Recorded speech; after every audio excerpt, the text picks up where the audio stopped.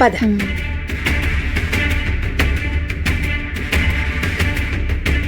అత్తయ్య గారు నూనె రాయమని పిలిచి చాలా సేపు అయింది. యమునా, నూనె రాయ్.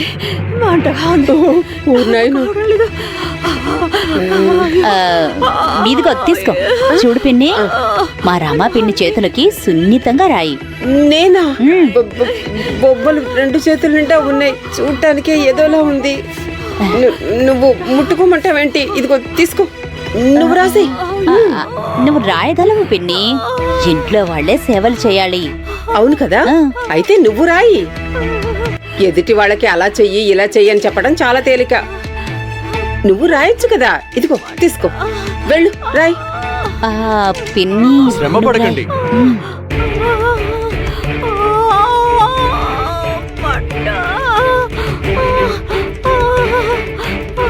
అమ్మ పడే వేదన మీకు కనిపించట్లేదా? ఆమె వెలువెల్లాడుతుంటే మీరు నూనె రాయకుండా దిక్కులు చూస్తున్నారు. ఇలా ఇవ్వండి, బయటికి వెళ్ళండి. నేను ఇక్కడే ఉన్నాను. నేను రాయనా అండి?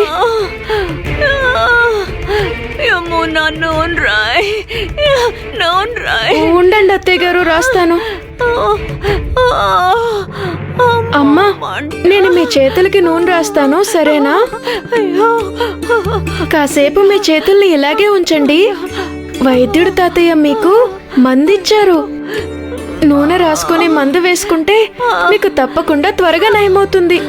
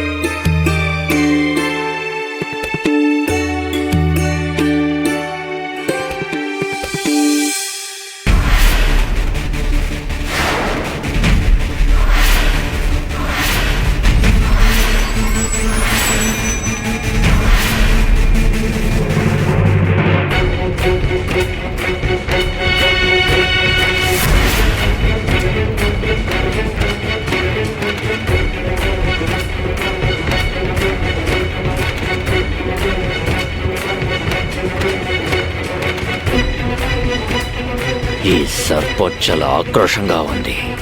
బాబా గారు, ఇది అసలైన నాగుపాము, భయంకరమైన విషసర్పం. ఎవరినైనా కాటేస్తే నీళ్లు కూడా అడగకుండా చేస్తాడు. నీళ్లు కూడా అడగడా? నా దగ్గర ఒక ముంగిస ఉంది, అది చాలా అతిగా ప్రవర్తిస్తోంది. ఇది దాని పొగరు అణచగలదనిపిస్తోంది.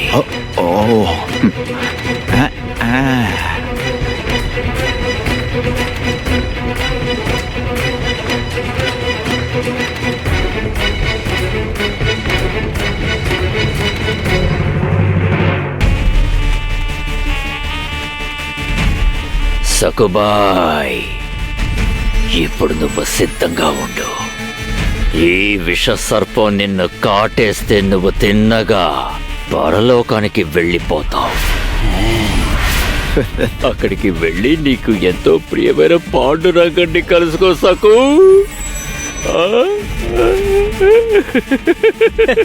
జై నాగోజీ బాబా.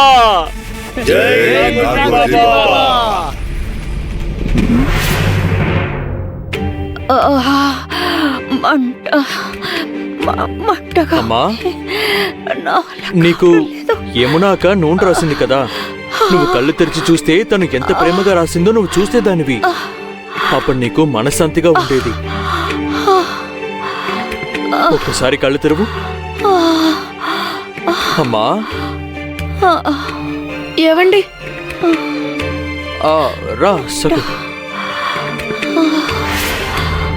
ఏవండి, అత్తయ్య గారు కళ్ళు తెరిచి చూడకపోయినా ఆవిడ మనసుకి ఇక్కడ జరిగేదంతా తెలుస్తుంది.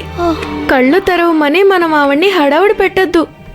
ఇప్పుడు వైద్యుడు తాతయ్య ఇచ్చిన మందు తాగిస్తాను. మెలికలు తిరుగుతోంది. తాతయ్య గారికి మందు తాగిస్తాను. అవును, మరి గుణవంతురాలైన కోడలు కదా, కళ్ళతో చూడకపోయినా మనసుకి తెలుస్తుందట. అమ్మా, మీరెప్పుడు మందు తాగాలి, సరేనా?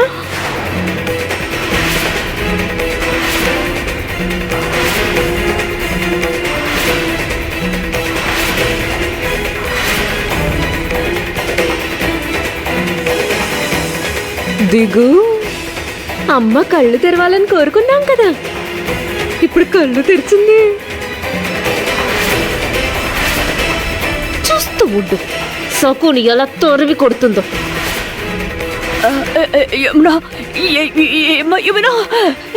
ఎందుకు ఇలా మాట్లాడుతున్నావు? ఎందుకు ఇలా చేస్తున్నావు? ఏమన్నా ఎందుకు ఇలా మాట్లాడుతున్నావు? ఏమన్నా ఎందుకు ఇలా చేస్తున్నావు? మానసికంగా కృంగిపోయే అవకాశం ఉంది. మనసులో ఒక రకమైన భయం ఏర్పడుతుంది. ఎటువంటప్పుడు ఎక్కువగా భ్రమలు కలుగుతాయి. ఉన్నవి లేనట్టు, లేనివి ఉన్నట్టు ఊహించుకుంటారు. సకు, అమ్మ మనసుకు నచ్చినట్టు చెయ్యి.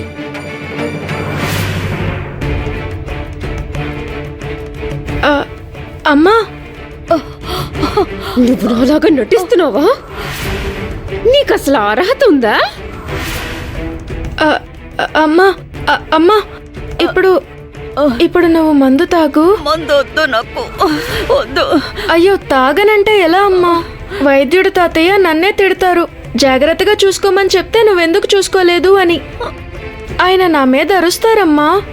మరి నువ్వు త్వరగా కోలుకోవాలి కదా. అయితే తప్పదు, మందు తాగాలి. నీకోసం నేను బెల్లం ముక్క కూడా తెచ్చాను. త్వరగా మందు వేసుకుని ఆ తర్వాత చక్కగా బెల్లం ముక్క తిను. ఇక నోరు చేదనిపించదు, తీయగా ఉంటుంది. ఏమన్నా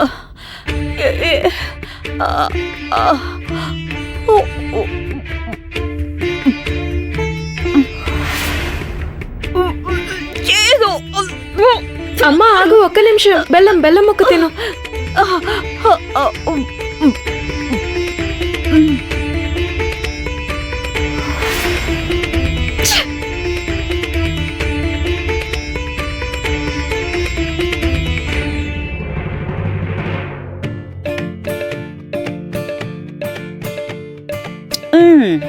ఇంకొంచెం పళ్ళు వేస్తే బ్రహ్మాండంగా ఉంటుందనుకో. సత్యభామ, సక్కు, దిగంబర్రావు వాళ్ళ పుట్టింట్లో ఇద్దరు ఒంటరిగా గడిపారు కదా.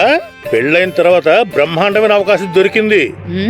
బాబాయ్, వాళ్ళిద్దరూ అక్కడ చిన్నకా గోరింకల్లా కాలక్షేపం చేశారు. అది అంతఃపురం